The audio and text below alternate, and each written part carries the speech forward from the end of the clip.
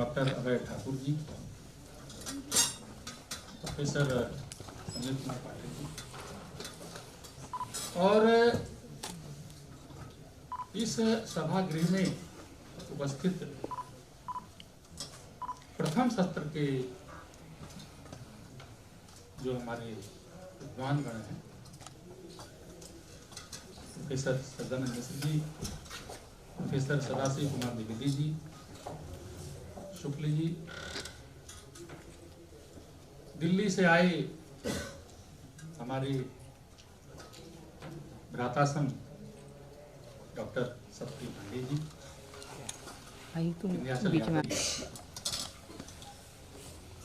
महाकवि जयशंकर फोकस नहीं मिल रहा है क्या? साहित्य संस्कृत महोत्सव 2024। ठीक है, तो पाए तो अभी जो सत्र प्रारंभ हो रहा है, भारत का सांस्कृतिक नवोत्थान करना चाहिए ऑडियो भी चाहिए ना कि आखिर 19वीं और 20वीं सदी के समय में भारत में सांस्कृतिक नवोत्थान की आवश्यकता क्यों पड़ी।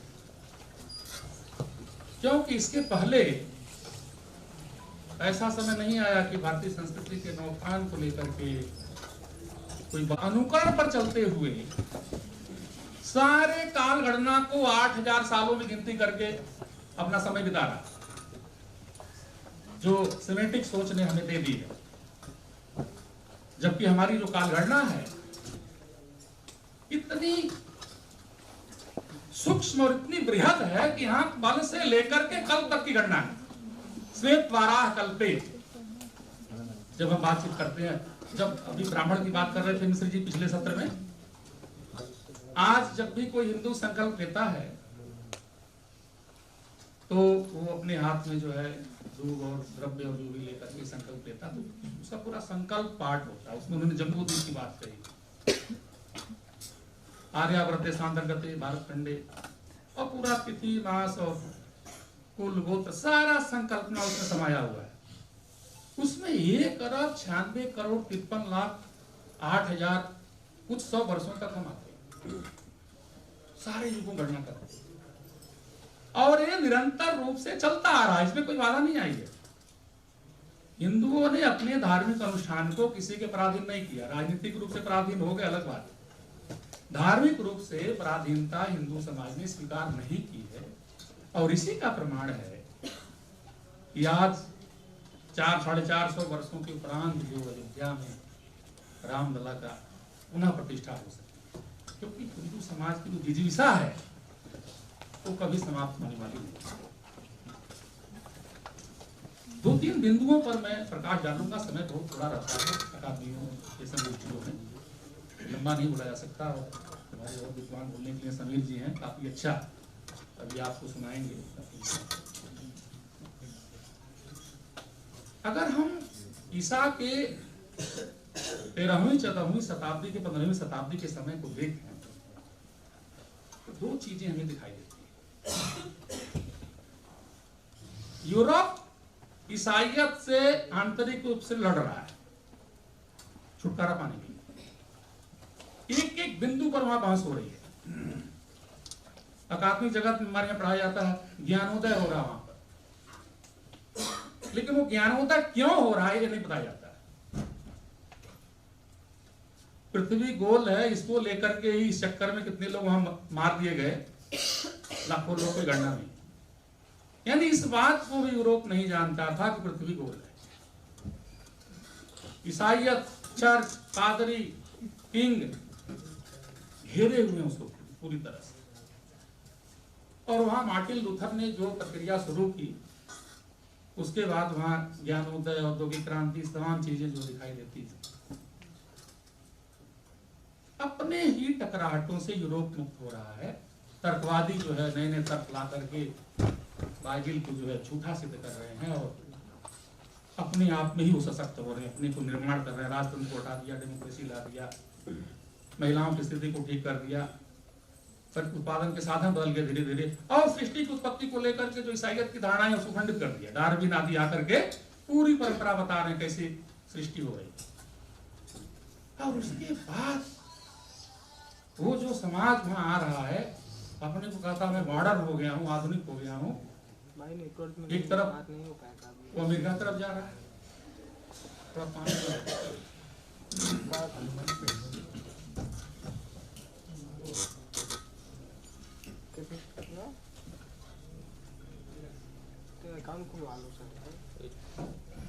एक तरफ स्पेन और पुर्तगाल अमेरिका की तरफ जा रहे हैं।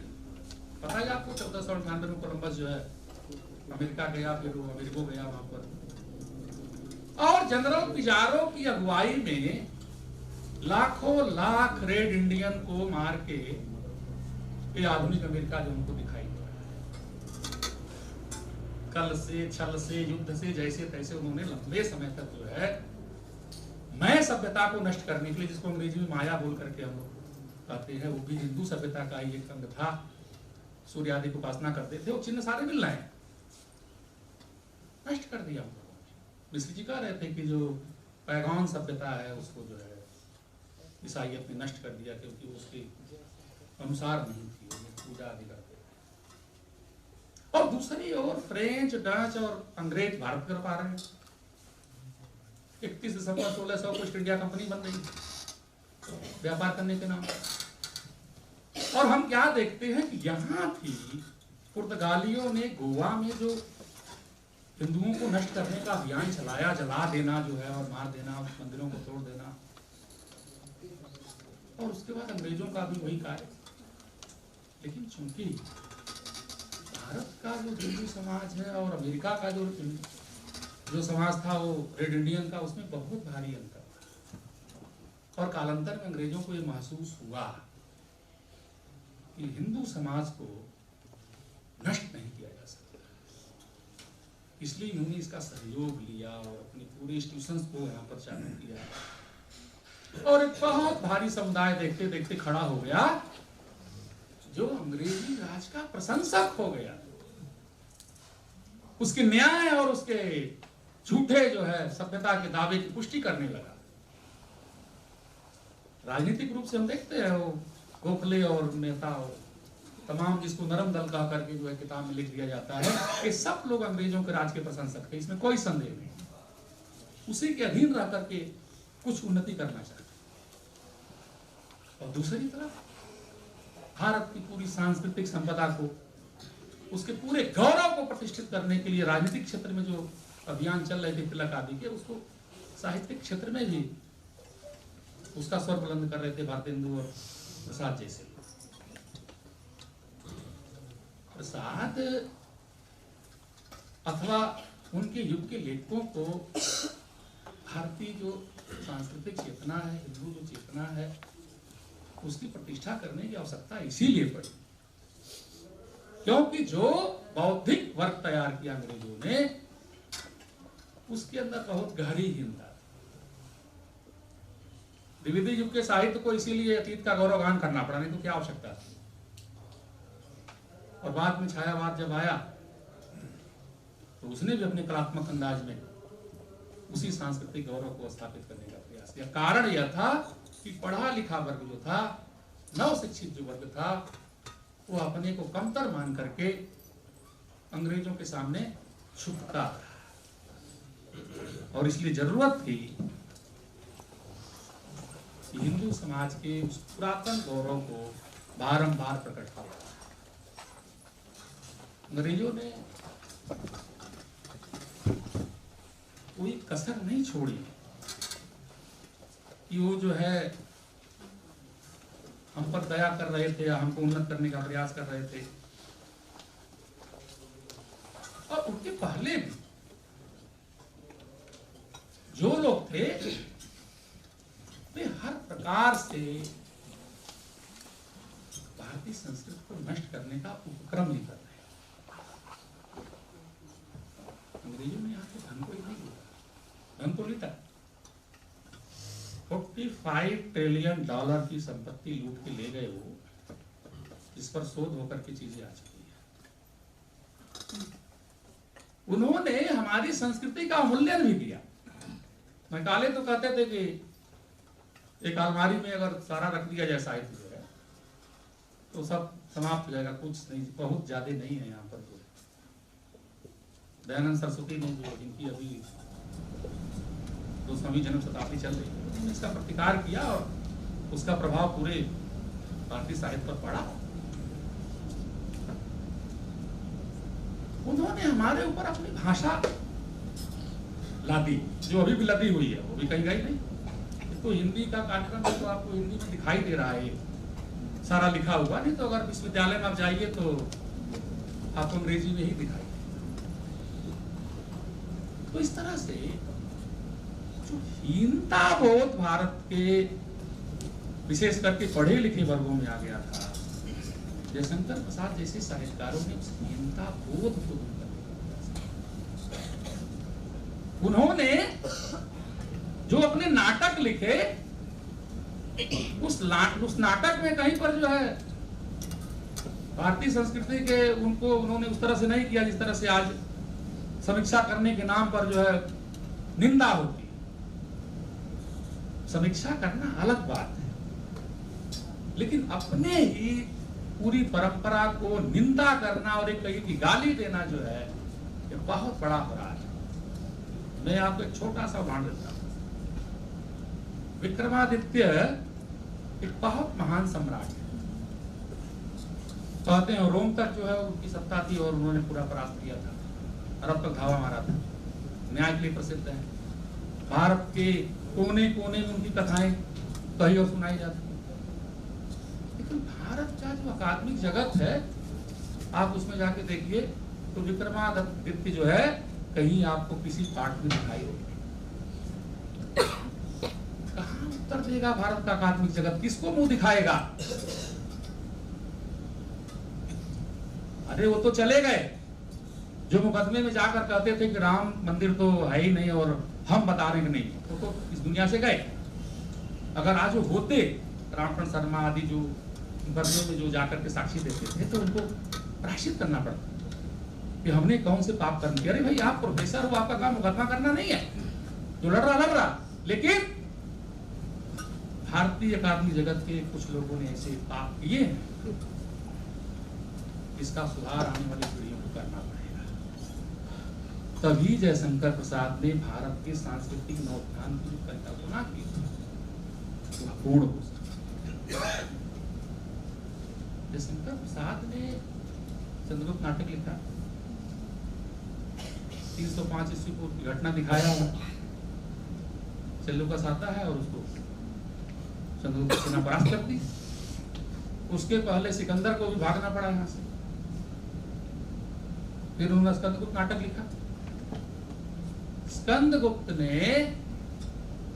हुड़ों को परास्त किया, उन हुड़ों को जिन हुड़ों ने कभी किसी के सामने घुटने नहीं टेके, उनको ध्वस्त किया। कहते हैं कि वो समर भूमि में सोया जो है, भूमि पर जो, और अपनी भुजाओं का पराक्रम दिखाया। क्या बताना चाहते जयशंकर प्रसाद? क्या लोगों को पता नहीं है? पता है। पढ़े लिखे लोगों को बताना चाहते हैं जो अंग्रेजों का कीर्तिगान कर रहे थे कि अंग्रेजी राज में तो सूर्य डूबता ही नहीं है, अंग्रेज बड़े सभ्य हैं, बड़े संपन्न हैं, और उनसे उपाधियां लेने के लिए लालायित रहते थे। राय बहादुर और महामहोपाध्याय उपाधि मुझे बाद में पता चला अंग्रेजी देते थे संस्कृत के विद्वान को, और लेने के लोग खुशी बनाते थे। बाकी नाइट फूड और बाकी चीजें तो है। शंकर प्रसाद बताना चाहते थे अंग्रेजों को भी और भारतीयों को कि अंग्रेजी श्रेष्ठता का जो दंभ है वो झूठा है। भारत के वीर नरेश सम्रांगण में कई बार आताताइयों का लाखों में वध किए हैं। इसलिए हिंदुओं को भयभीत नहीं होना चाहिए कि अंग्रेजों की सत्ता इतनी बड़ी है और उसके सामने जो है दुम हिलाया जाता है। ईसाइयत में क्या है कि आदम सोया हुआ था और वहां से खटी निकाली और उसने ईव को बना दी। पेड़ सोया था, ईव को बना दी। वही इस्लाम में भी आदम और हव्वा की कहानी। स्त्री आज वहां भी संघर्ष कर रही है। देख लीजिए भारत के समाज में दो समाज है, हिंदू समाज और मुस्लिम समाज, और सारे समाज, कितने अंतर है उसमें। लेकिन अकादमी जगत क्या करता है कि वह घूम फिर करके ऐसे ऐसे प्रथाओं की रचना करता है जिससे हिंदू समाज को लांछित किया जा सके। सती प्रथा की रचना करता है। अभी डाटा पूछा जाए कि राजा राम मोहन राय से लेके अब तक कितनी स्त्रियां सती हो गई, तो बंगले झाकेंगे सब, बता नहीं पाएंगे कि 100, 200, 5000, 10,000, 1 लाख, 2 करोड़ कितने लोग इस प्रांत में सती हुए। लेकिन हिंदू संस्कृति को गाली देने के लिए, उसको नीचा दिखाने के लिए उसमें बुराइयों की खोज की जाती है। प्रसाद ने इसको नकारा। उन्होंने द्रोसामनी की रचना की। अभी द्रौपदी द्रोसामनी की बात कर रहे थे, जो भी नाम हो, जो शक राजा को परास्त करने के लिए चंद्रगुप्त के साथ जाती है। हिंदू स्त्री का जो गौरव दीप्त हुआ है द्रोसामनी में, आप उसको देखिए, वो कैसी ललना है जिसकी परिकल्पना किया उन्होंने साहब। इससे वो बताना चाहते हैं कि भारतीय समाज में, उसके सोच में कोई कमी नहीं है। भाई सीधी सी बात है, अगर आप एक दिन स्नान न करो तो आपका शरीर मैला होगा। स्नान करके उसको शुद्ध करते। भारतीय हिंदू जो धर्मशास्त्र है वो हमारे चित्त को शुद्ध करता है, और जब उसका अध्ययन अध्यापन कम होता जाएगा उसका परिणाम तो होगा कि हमारे अंदर जो है विवेक पूर्वक विचार करने की शक्ति क्षीण हो जाएगी। और आज मैं इस सभा के माध्यम से कहना चाहता हूं कि प्रसाद ने एक और बहुत बड़ी बात उठाई अपने साहित्य में, और वो क्या है? राजधर्म के प्रतिष्ठा की। नंद राजधर्म को प्रतिष्ठित नहीं कर रहा है, अपने लिए सारे संसाधन इकट्ठा कर रहा है। इस कारण से चाणक्य को नंद को हटाना पड़ा। राजनीति इस तरह की नहीं है जो आज चल रही है, तो पॉलिटिक्स है। राजनीति कहां है? केवल अनुवाद कर करके लोगों में भ्रम पैदा किया जा रहा है। पॉलिटिक्स है जो झूठ पर निर्भर है, कोई कुछ भी बोलता जाए। राजनीति सत्य पर निर्भर है, धर्म पर निर्भर है। इसलिए राजा को क्या कहा गया? न्यायमूर्ति कहा गया, धर्म ध्वज रक्षक कहा गया। सारा जो एकेडमिया है वो ब्राह्मणों को गाली देती है सुबह शाम। अरे भाई क्या करते हो? सारा न्याय तो राजा करता था, राजदंड तो उसके अधिकार में था, और गाली दे रहे दूसरे को, क्या मिलेगा? लेकिन अंधेरे में जो है अपना ईंट फेंकते जा रहे, चलो कहीं तो लग जाएगा। इस चीज से निकलना पड़ेगा। और जो अभी मिश्र जी कह रहे थे, तो उन्होंने ब्राह्मण का जो गौरव स्थापित किया, उसका मतलब किसी व्यक्ति का गौरव नहीं था कि मतलब 2-4-10 लोगों को जो है कुछ दे दिया जाए विशेष रूप से विशेष अधिकार, जैसे पादरियों को मिला हुआ था। पादरियों के हिसाब से भारत को नहीं समझा जा सकता। यहाँ ब्राह्मण ज्ञान का उपासक है, क्षत्रिय जो है न्याय करने के लिए और राज्य करने के लिए उसको सारा काम दे दिया, बाकी लोग अपना काम कर रहे हैं। और आश्रम धर्म की यही श्रेष्ठता रही। कहते हैं कि प्रसाद ने गढ़ी मुर्दे उखाड़े इतिहास, प्रेमचंद कहा करते थे, अरे भाई भविष्य का पता नहीं है क्या होगा, वर्तमान चल रहा है, तो हमारा मानस किस पर बनेगा?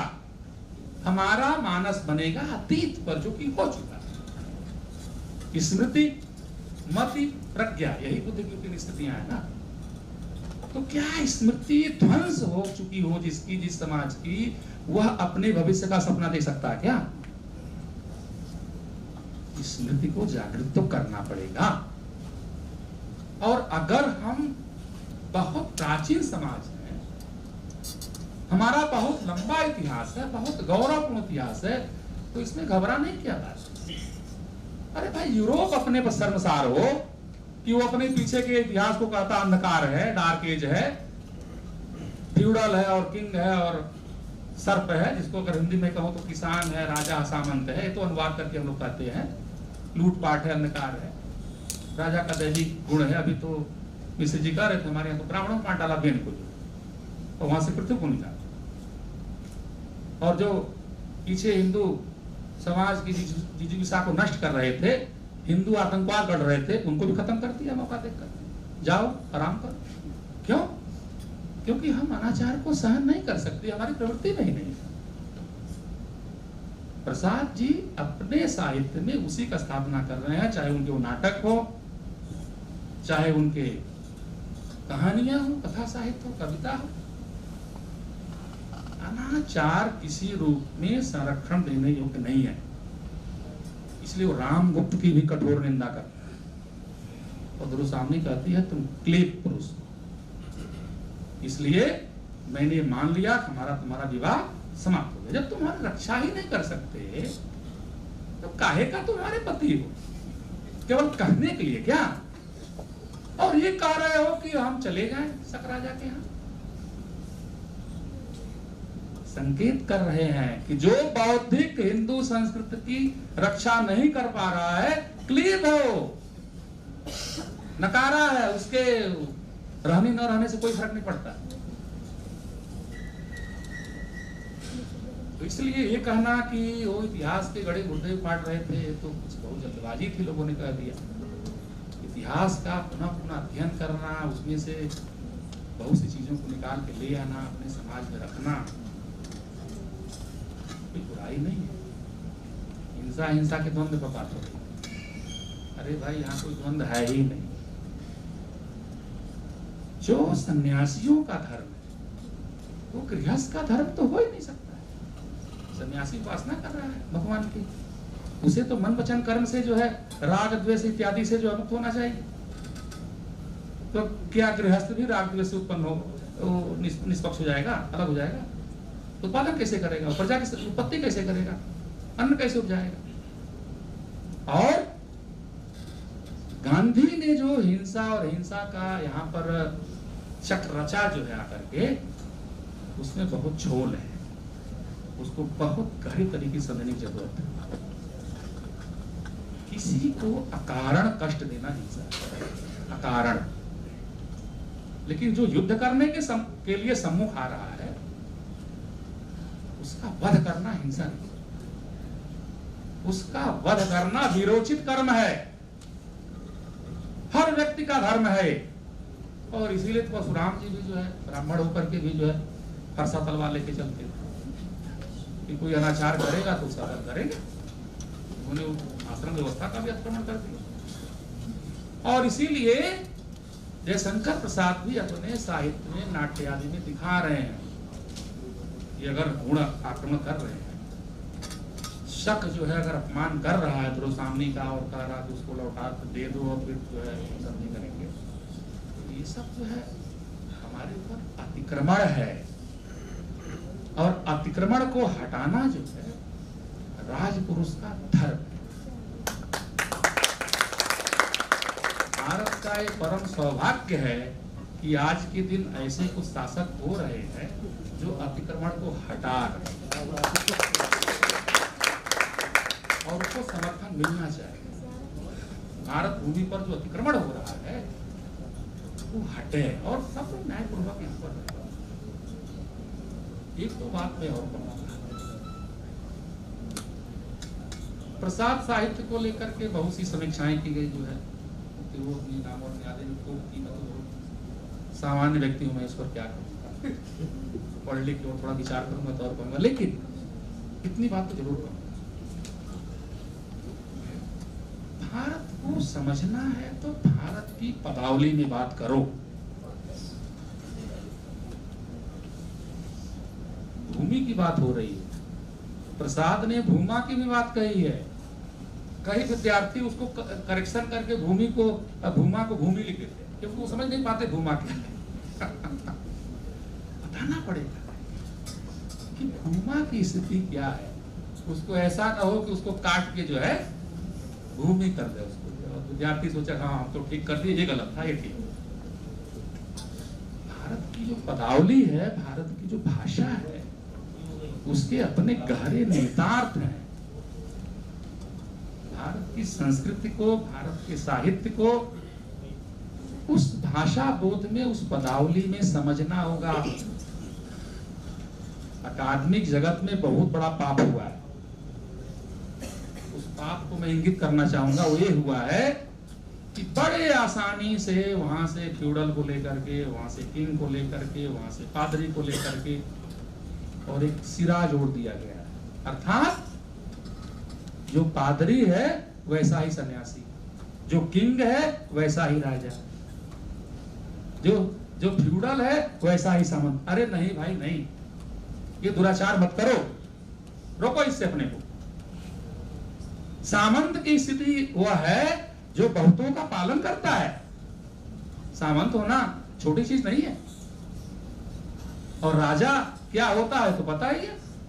राजा रामचंद्र की जय लाखों वर्षों से हम कहते आ रहे हैं। क्यों? क्योंकि राजा प्रजा का संरक्षक है। ठीक है, उसका स्वभाव जो है रंजन करने का है। आप ठीक कर रहे हैं।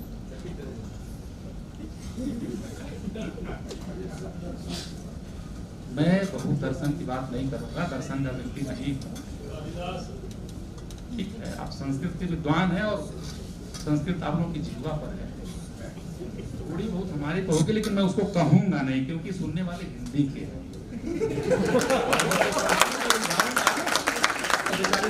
खोलना शुरू करेंगे जाके आप, इसलिए हमको अभी इनको हिंदी में ही समझाना। एक बात मैं कहना चाहता हूं, जो आचार्य शुक्ल ने अपने समय में कही, 1939 में अखिल भारतीय हिंदी साहित्य सम्मेलन के अधिवेशन का जो स्वागत भाषण दे रहे थे, तो उस समय उन्होंने एक बात कही थी अपने समय के लोगों से। उन्होंने कहा कि हमारी आप महान भावों से यही प्रार्थना है कि आप हमें साहित्य संबंधी स्वतंत्रता का ऐसा भाव जगा दें कि हम यूरोप में हर एक उठी हुई बात की ओर लपकना छोड़ दें, समझ बूझकर उन्हीं बातों को ग्रहण करें जिनका कुछ अस्थायी मूल्य हो, जो हमारी परिस्थिति के अनुकूल हो। आगे कहते हैं कि यूरोप की दशा तो आजकल यह हो रही है, बड़ी बात उठाई अपने साहित्य में, और वो क्या है? राजधर्म के प्रतिष्ठा की। नंद राजधर्म को प्रतिष्ठित नहीं कर रहा है, अपने लिए सारे संसाधन इकट्ठा कर रहा है। इस कारण से चाणक्य को नंद को हटाना पड़ा। राजनीति इस तरह की नहीं है जो आज चल रही है, तो पॉलिटिक्स है। राजनीति कहां है? केवल अनुवाद कर करके लोगों में भ्रम पैदा किया जा रहा है। पॉलिटिक्स है जो झूठ पर निर्भर है, कोई कुछ भी बोलता जाए। राजनीति सत्य पर निर्भर है, धर्म पर निर्भर है। इसलिए राजा को क्या कहा गया? न्यायमूर्ति कहा गया, धर्म ध्वज रक्षक कहा गया। सारा जो एकेडमिया है वो ब्राह्मणों को गाली देती है सुबह शाम। अरे भाई क्या करते हो? सारा न्याय तो राजा करता था, राजदंड तो उसके अधिकार में था, और गाली दे रहे दूसरे को, क्या मिलेगा? लेकिन अंधेरे में जो है अपना ईंट फेंकते जा रहे, चलो कहीं तो लग जाएगा। इस चीज से निकलना पड़ेगा। और जो अभी मिश्र जी कह रहे थे, उन्होंने ब्राह्मण का जो गौरव स्थापित किया, उसका मतलब किसी व्यक्ति का गौरव नहीं था कि मतलब 2-4-10 लोगों को जो है कुछ दे दिया जाए विशेष रूप से विशेष अधिकार, जैसे पादरियों को मिला हुआ था। पादरियों के हिसाब से भारत को नहीं समझा जा सकता। यहाँ ब्राह्मण ज्ञान का उपासक है, क्षत्रिय जो है न्याय करने के लिए और राज करने के लिए उसको सारा काम दे दिया, बाकी लोग अपना काम कर रहे हैं। और आश्रम धर्म की यही श्रेष्ठता रही। कहते हैं कि प्रसाद ने गढ़ी मुर्दे फाड़े इतिहास। प्रेमचंद कहा करते थे, अरे भाई भविष्य का पता नहीं है क्या होगा, वर्तमान चल रहा है, तो हमारा मानस किस पर बनेगा? हमारा मानस बनेगा अतीत पर, जो कि हो चुका है। स्मृति, मति, प्रज्ञा, यही बुद्धि की तीन स्थितियां है ना। तो क्या स्मृति ध्वंस हो चुकी हो जिसकी, जिस समाज की, वह अपने भविष्य का सपना देख सकता है क्या? स्मृति को जागृत तो करना पड़ेगा। और अगर हम बहुत प्राचीन समाज है, हमारा बहुत लंबा इतिहास है, बहुत गौरवपूर्ण इतिहास है, तो इसमें घबराने की क्या बात है? अरे भाई यूरोप अपने पर शर्मसार हो कि वो अपने पीछे के इतिहास को कहता अंधकार है, डार्क एज है, फ्यूडल है और किंग है और सर्प है, जिसको अगर हिंदी में कहो तो किसान है, राजा सामंत है, तो अनुवाद करके हम लोग कहते हैं। लूटपाट है, अंधकार है, राजा का दैविक गुण है। अभी तो मिश्र जी कह रहे थे हमारे यहाँ तो ब्राह्मणों को डाला बेन को, जो तो वहां से पृथ्वी को निकाला। और जो पीछे हिंदू समाज की जिजीविका को नष्ट कर रहे थे, हिंदू आतंकवाद बढ़ रहे थे, उनको भी खत्म कर दिया मौका देखकर। जाओ आराम करो। क्यों? क्योंकि हम अनाचार को सहन नहीं कर सकते, हमारी प्रवृत्ति में ही नहीं है। प्रसाद जी अपने साहित्य में उसी का स्थापना कर रहे हैं, चाहे उनके वो नाटक हो, चाहे उनके कहानियां हो, कथा साहित्य हो, कविता हो। अनाचार किसी रूप में संरक्षण देने योग्य नहीं है, इसलिए वो रामगुप्त की भी कठोर निंदा करता है। और दुरुसामनी कहती है तुम क्लेब पुरुष, इसलिए मैंने मान लिया हमारा तुम्हारा विवाह समाप्त हो गया। जब तुम्हारी रक्षा ही नहीं कर सकते तो काहे का तुम्हारे पति हो? केवल कहने के लिए क्या? और ये कह रहे हो कि हम चले जाएं सकराजा के यहाँ। संकेत कर रहे हैं कि जो बौद्धिक हिंदू संस्कृति की रक्षा नहीं कर पा रहा है, क्लीब हो, नकारा है, उसके रहने न रहने से कोई फर्क नहीं पड़ता। तो इसलिए ये कहना कि वो इतिहास के गड़े मुर्दे फाड़ रहे थे, तो कुछ बहुत जल्दबाजी थी, लोगों ने कह दिया। इतिहास का पुनः पुनः अध्ययन करना, उसमें से बहुत सी चीजों को निकाल के ले आना, अपने समाज में रखना, कोई बुराई नहीं है। हिंसा हिंसा के द्वंद्व पर बात हो रही। अरे भाई यहाँ कोई द्वंद्व है ही नहीं। जो सन्यासियों का धर्म है वो गृहस्थ का धर्म तो हो ही नहीं सकता है। सन्यासी उपासना कर रहा है भगवान की, उसे तो मन वचन कर्म से जो है राग द्वेष इत्यादि से जो है मुक्त होना चाहिए। तो क्या गृहस्थ भी राग द्वेष से उत्पन्न हो निष्पक्ष हो जाएगा, अलग हो जाएगा? उत्पादन कैसे करेगा? प्रजा की उत्पत्ति कैसे करेगा? अन्न कैसे उपजाएगा? और गांधी ने जो हिंसा और हिंसा का यहाँ पर चक्र रचा जो है आकर के, उसमें बहुत झोल है, उसको बहुत गहरी तरीके से समझने की जरूरत है। किसी को अकारण कष्ट देना हिंसा, अकारण। लेकिन जो युद्ध करने के लिए सम्मुख आ रहा है, उसका वध करना हिंसा नहीं, उसका वध करना विरोचित कर्म है,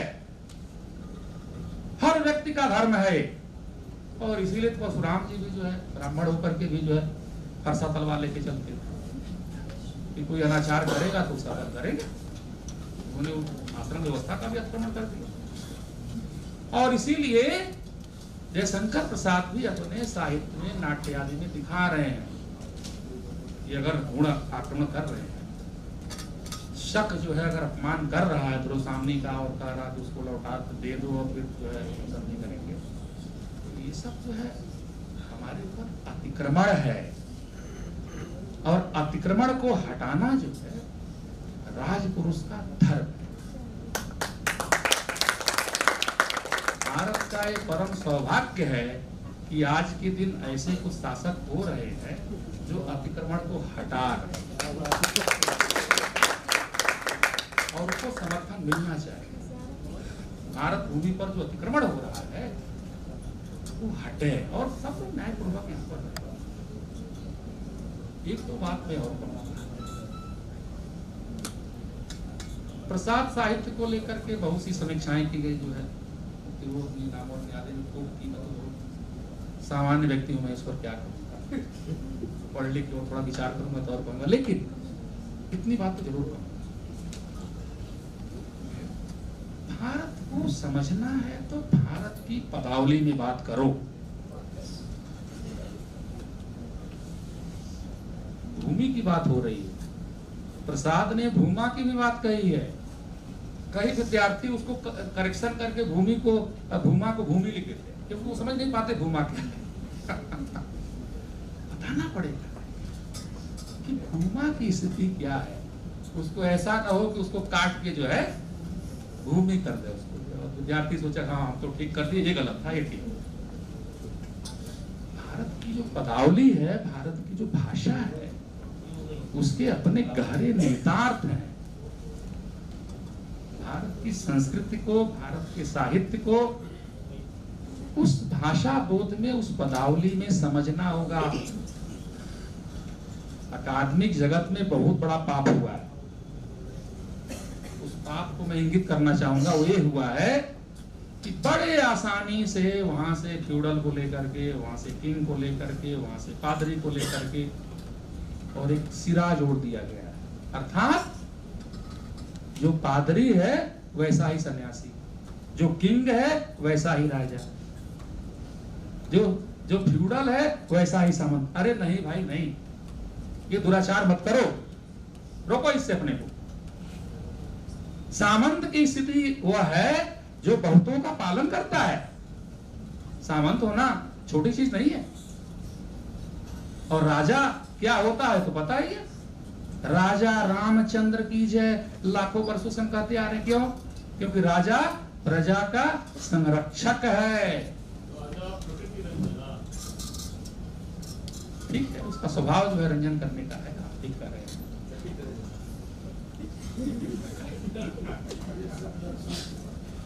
मैं बहुत दर्शन की बात नहीं करूंगा, दर्शन का व्यक्ति नहीं। ठीक है, आप संस्कृत के विद्वान हैं और संस्कृत आप लोगों की जीवा पर है, थोड़ी बहुत हमारी तो होगी, लेकिन मैं उसको कहूंगा नहीं क्योंकि सुनने वाले हिंदी के हैं।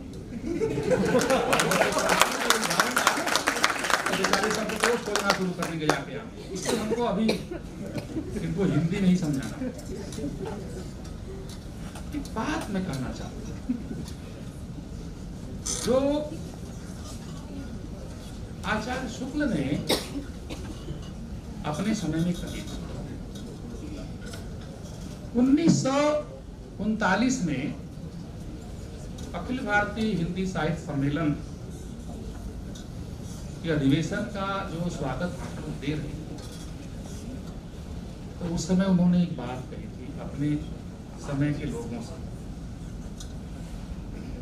उन्होंने कहा कि हमारी आप महान भावों से यही प्रार्थना है कि आप हमें साहित्य संबंधी स्वतंत्रता का ऐसा भाव जगा दें कि हम यूरोप में हर एक उठी हुई बात की ओर लपकना छोड़ दें, समझ बूझकर उन्हीं बातों को ग्रहण करें जिनका कुछ अस्थायी मूल्य हो, जो हमारी परिस्थिति के अनुकूल हो। आगे कहते हैं कि यूरोप की दशा तो आजकल यह हो रही है, अब तक के सारे साहित्य को ऊंचे वर्ग के लोगों का साहित्य बताकर बढ़इयों, लोहारों और मजदूरों के साहित्य का आसरा देखने को कहेंगे। जर्मनी की ओर दृष्टि दौड़ाइए तो वहां केवल नात्सी सिद्धांतों का समर्थक साहित्य ही सिर उठा सकता है। आगे कहते हैं कि फ्रायड साहब अभी मरे नहीं, फ्रायड साहब अभी मरे हैं, मतलब उनके समय डेथ हो गए, जिनकी समझ में स्वप्न भी हमारी अतृप्त वासनाओं के तृप्ति विधान के छायामय रूप है, और काव्यादि कलाएं भी हमारी अतृप्त काम वासनाओं के तृप्ति के विधान। कहते हैं कि अब हमारे लिए समझने की बात यह है कि क्या हमें इन सब बातों का ज्यों का त्यों लेते हुए अपने साहित्य का निर्माण करते चलना चाहिए, अथवा संसार के भिन्न भिन्न देशों को भिन्न भिन्न प्रवृत्तियों की समीक्षा करते हुए अपनी बाह्य और आभ्यंतर प्रकृति के अनुसार उसके लिए स्वतंत्र मार्ग निकालते रहना। और हिंदी साहित्य का यह सौभाग्य है कि शुक्ल जी ने तो कार्य स्वयं ही किया, मार्ग निकाला। जयशंकर प्रसाद ने भी मार्ग निकाला। उन्होंने अनुकरण नहीं किया कि जो कोई बात वहां निकल जाए तो उसी पर अपना साहित्य हम खड़ा कर दें। उन्होंने अपनी संस्कृति के आलोक में, हिंदू संस्कृति के आलोक में, कविता जी हैं उनकी वंशज हैं, बहुत ज्यादा वो विश्वविद्यालय और स्कूल नहीं गए थे, वो पढ़ने को मिलता है कि घर पर ही सारी चीजें उन्होंने पढ़ी हुई है, तब किया, स्वाध्याय किया और इस स्थिति में पहुंचे कि उन्होंने कामायनी जैसा ग्रंथ लिखा। उन्होंने पेशोला की प्रतिध्वनि लिखी, जो कविता जो है, जो हमें हमारे अंदर विरक्त भाव को जगाती है। इस दृष्टि से मैं एक बात और कहना चाहूंगा कि आज के दिन जो लोग हिंदू और हिंदुत्व शब्दों के उच्चारण भर से ही मुंह बिचकाते हैं, उन्हें जानना चाहिए कि स्वामी दयानंद सरस्वती, विवेकानंद, महर्षि अरविंद और साहित्य में जयशंकर प्रसाद जैसे लोग इसकी सांस्कृतिक गरिमा को हमारे सामने ला रहे हैं। और अगर वो सारा प्रयास नहीं करते और वो सारी जो सांस्कृतिक गरिमा का जो उन्होंने उद्घाटन किया, अगर वो नहीं कर सके होते तो निश्चय ही जो आज का हमारा समाज है वो इस तरह से समृद्ध नहीं होता। इस दृष्टि से प्रसाद साहित्य का पुनः पुनः मूल्यांकन करना चाहिए, उसको पढ़ना चाहिए और अपने संस्कृति को, उसके गौरव को जान करके अपने अंदर से हीनता बोध को निकालने का प्रयास करना चाहिए। आपने हमें सुना बड़ी शांति से। आप सभी का बहुत बहुत धन्यवाद।